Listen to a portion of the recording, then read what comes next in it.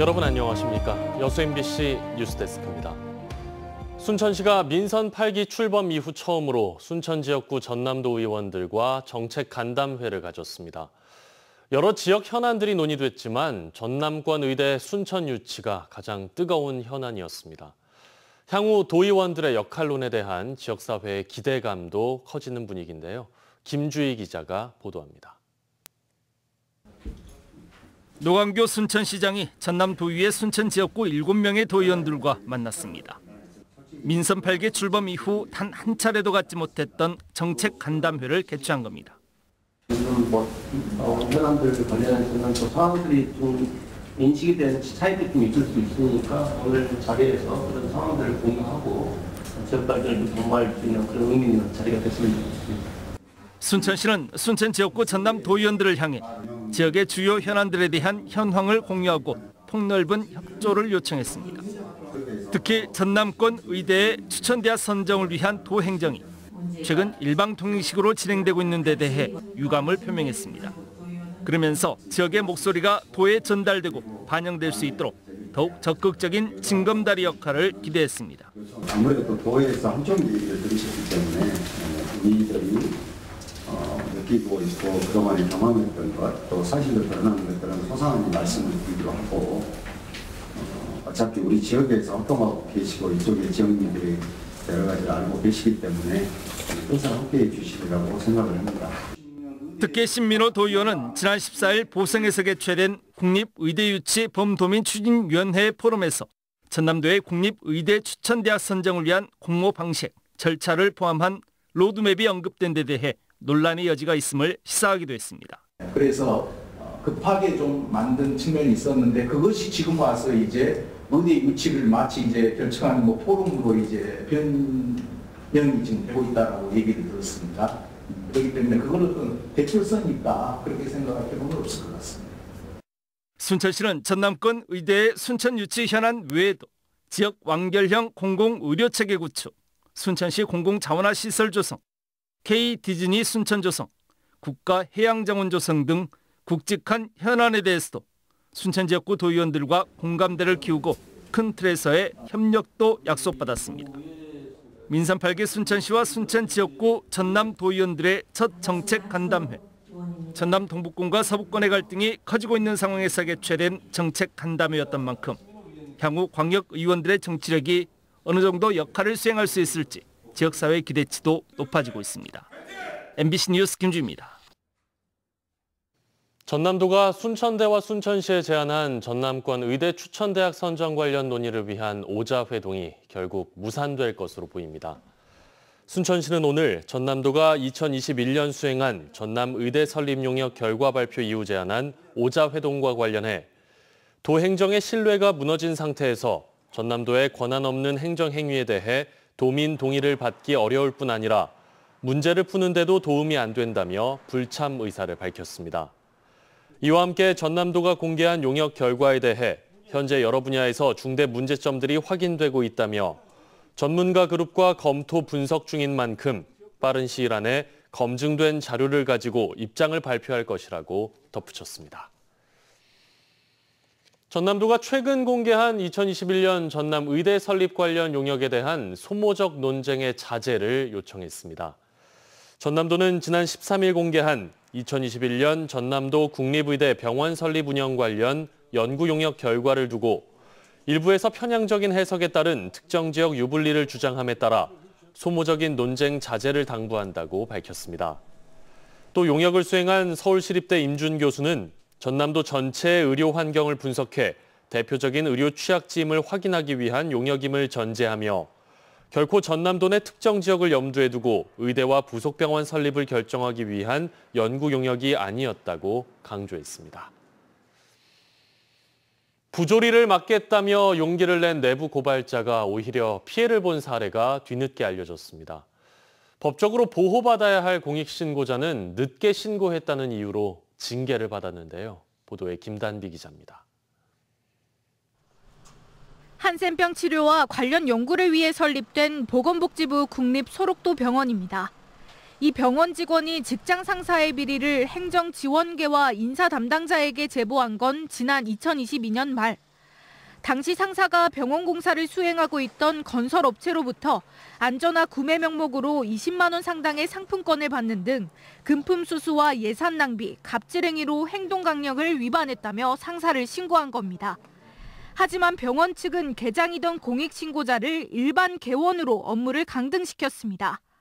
저를 그런 식으로 몰아서 간 거죠. 내부 고발자를 갖다. 그러니까 조직의 반역자다. 약간 이런 느낌? 최초 신고로부터 7개월 뒤에는 보건복지부로부터 견책이라는 경징계도 받았습니다. 늦게 신고했다는 게 이유였습니다. 보건복지부는 6개월이 지난 후 신고한 것은 신고 의무를 성실히 이행했다고 보기 어렵다고 판단했습니다. 또 신고 내용과 별개 사안이지만 공익신고자도 건설업체로부터 부적절한 편의를 제공받은 것으로 보인다며 징계 의결 이유를 덧붙였습니다. 단 사적 노무지시 위반은 아니라고 했습니다. 이런 일로 징계를 한다면은 만약에 사정이 있어가지고 부패 신고를 즉각 하지 못한 경우에 나중에는 본인이 징계가 가서 신고 자체를 하지 않는 그런 경우가 생길 수밖에 없습니다.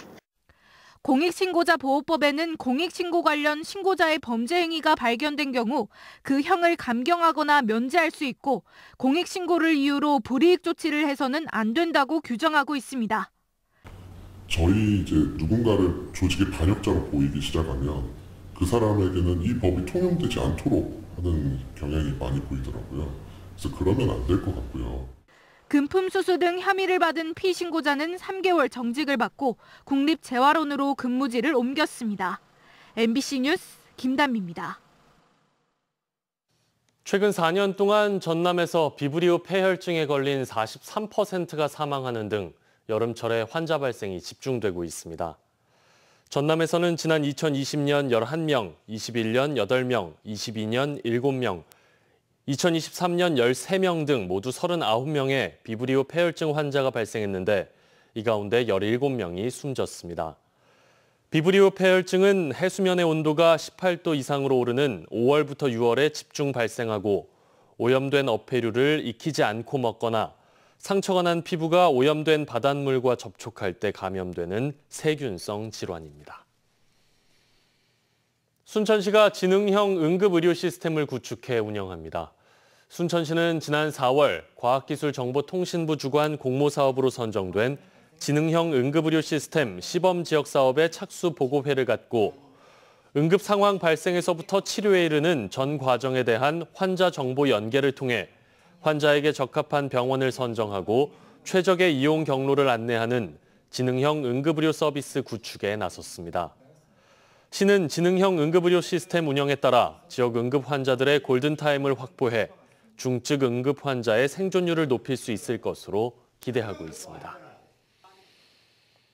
최근 여수에선 내리막길을 달리던 승용차가 절벽 아래로 떨어지는 아찔한 사고가 있었습니다. 차량이 나무에 걸리면서 다행히 큰 사고로 이어지진 않았는데 해마다 이곳에선 내리막길 관련 사고가 반복되고 있습니다. 속도 단속을 강화해야 한다는 주장이 나오고 있는데요.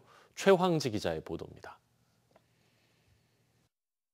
하얀색 승용차 한 대가 내리막길을 달립니다. 우측으로 방향을 튼 승용차는 카페 주차장 난간을 들이받고 절벽 아래로 떨어집니다. 지난 11일 오전 11시쯤 여수 한제터널 인근 도로를 달리던 승용차가 7m 절벽 아래로 추락했습니다. 나무에 차량이 걸리면서 운전자는 크게 다치지 않았고 출동한 소방에 의해 안전하게 구조됐습니다. 경찰이 사고 원인을 조사 중이지만 인근 주민들은 내리막길 과속에 따른 사고라고 보고 안전 조치를 강화해야 한다고 주장합니다.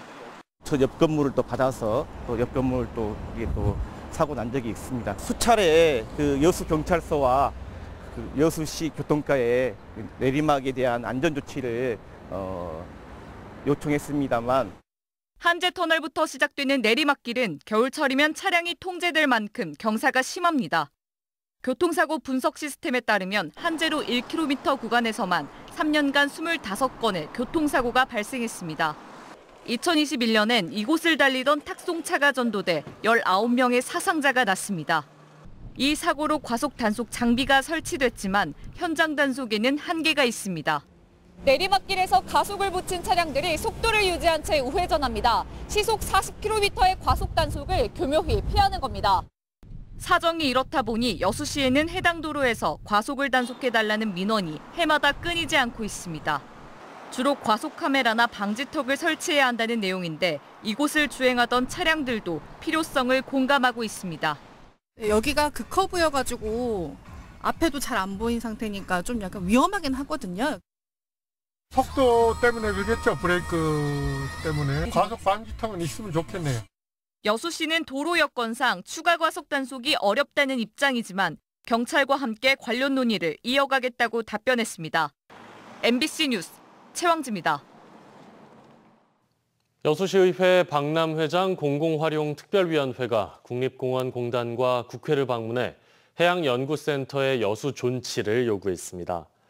특위위원들은 국립공원공단 이사장과 국회 환노위원장을 만나 다도해 해상국립공원과 한려해상국립공원이 공존하는 여수에 해양연구센터가 필요하다며 센터의 존치를 요구했습니다. 또 국립공원공단 측에는 해양연구센터 청사 건립을 위한 부지 제공 등 행정적, 재정적 지원을 강화하겠다며 상생 방안을 마련할 것을 제안했습니다. 5.18 민주화운동 기념일을 앞두고 광주 시내 곳곳에서 다양한 행사가 열리고 있습니다. 계엄군에게 희생당한 피해자를 추모하기도 했고 해직 언론인들은 5.18 정신의 헌법 전문 수록을 촉구했습니다. 천홍희 기자입니다. 전두환의 탄압에 맞서다 강제 해직된 언론인들의 모임인 80년 해직 언론인 협의회가 국립 5.18 민주묘지를 찾았습니다.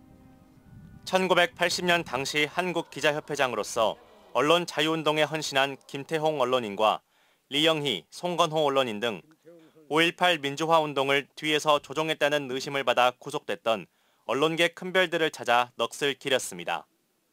선배님 보고 싶습니다.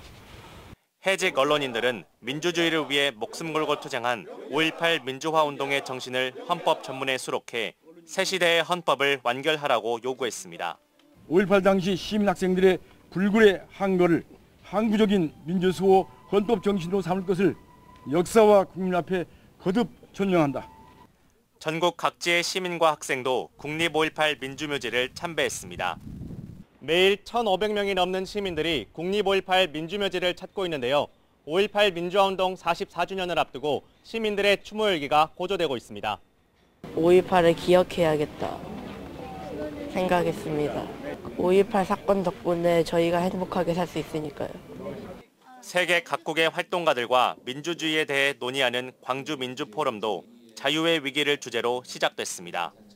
올해 포럼에서는 이제는 세계 민주화 운동의 모범이 된 5.18 민주화 운동 정신을 토대로 이 시대 자유와 민주주의의 위기를 진단하고 대안을 찾는 토론이 진행됩니다.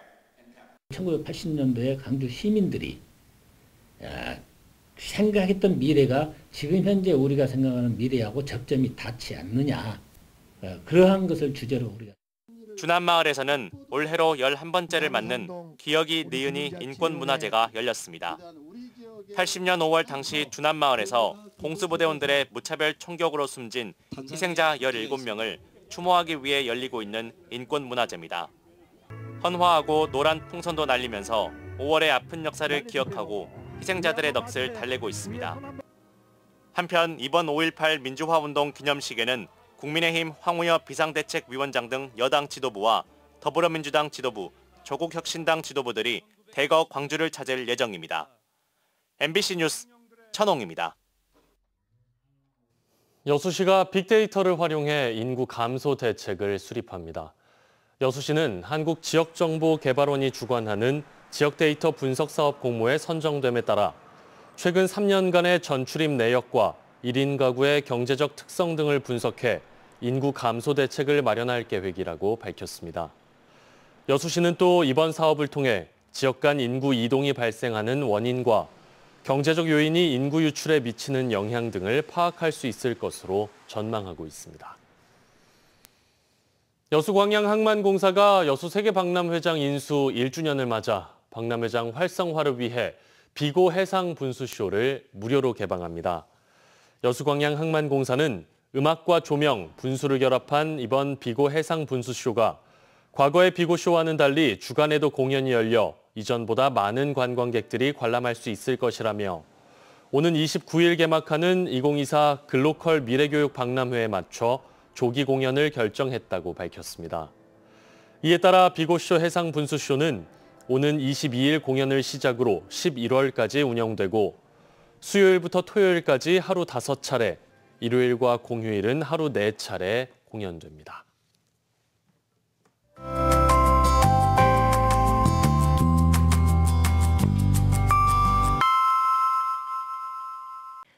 날씨와 생활정보 정리해드리는 생활포커스입니다. 최근 가공식품과 함께 외식 물가 인상이 잇따르고 있습니다.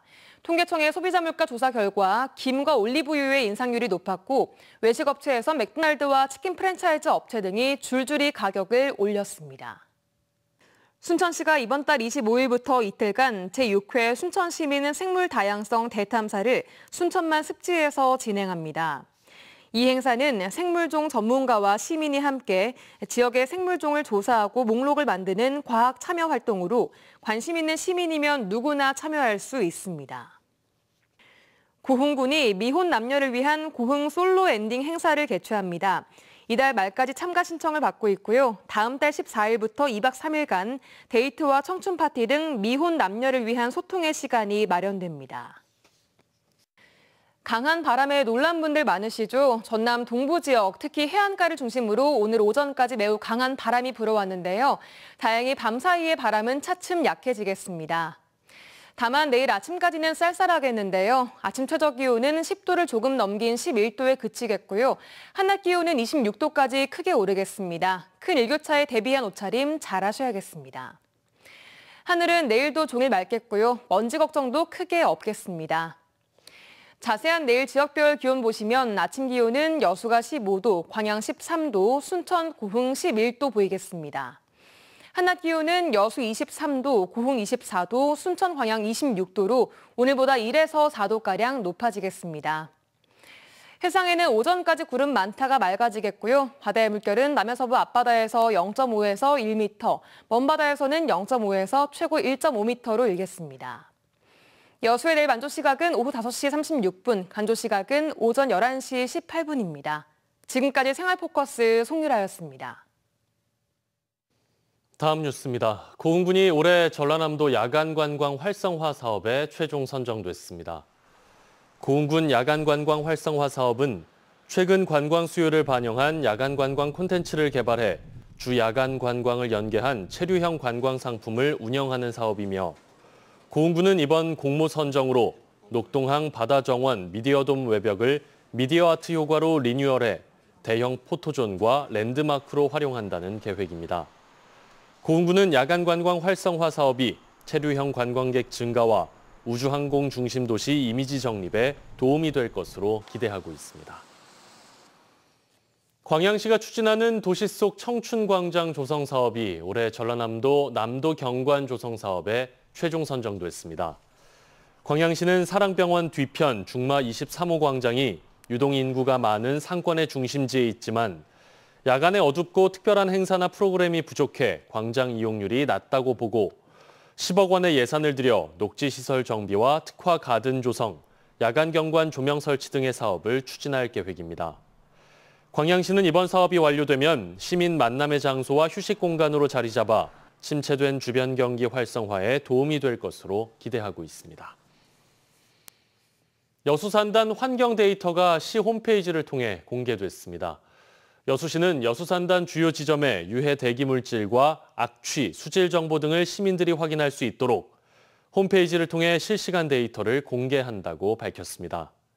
한편 여수시는 지난해 말까지 130억 원을 투입해 여수산단 디지털 통합관제센터를 구축하고 올해부터 본격적인 운영에 들어갔습니다. 순천시가 부동산 등기사항 증명서를 발급받을 수 있는 무인 민원 발급기를 확대 운영합니다. 순천시는 시민들의 민원 행정 편의를 위해 행안부와 법원행정처의 권한 신청을 통해 송광면, 나간면, 상사면 등 관내 8개소의 행정복지센터에 발급 서비스를 구축할 예정입니다.